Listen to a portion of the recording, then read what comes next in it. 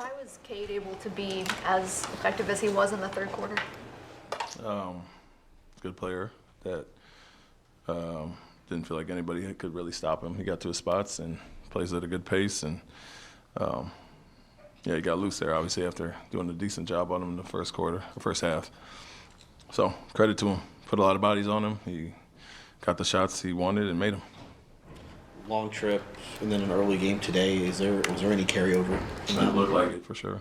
I don't know, going west and coming back, and then the early game. Obviously, the first quarter it looked like we were still asleep, and then other than the second quarter when we came back from 15 to tie at halftime, that was really only one good quarter of the game. So haven't had that in a while. Their physicality obviously bothered us as well, but once we adjusted to that, it felt like we would be good coming out in third quarter, and it was more of the same to start third. Alpi played, I think, 29 minutes. Jalen was at 30.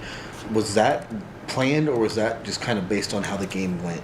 Yeah, no, it was not planned. It was based on how we were playing.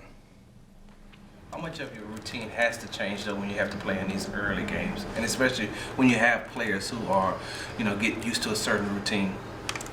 I mean, it is what it is. I don't know what Detroit's schedule was coming here, but as far as us, sometimes you're sluggish coming back from a West Coast trip, and to the early game may have added to that, but you got to find your energy and juice. And it was 19-19 early, and both teams were scoring. We weren't defending at all, and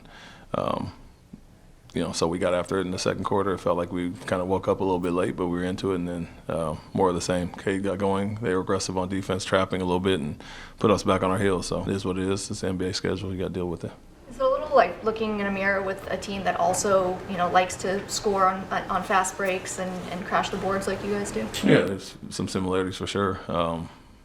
But what we did not do, what we usually do, obviously we weren't attacking the glass in the first half, and then I think 3 in the first 2 quarters each, 3 and 3 in the first and second, and then we had 17 fast break points at half, which is great, but didn't have any in the second half. So didn't get the stops, didn't get out and run, and that's what got us back in the game. Is we finally guarded, 28-17 point second quarter, and got out. I think we had 11 of our 17 in that quarter.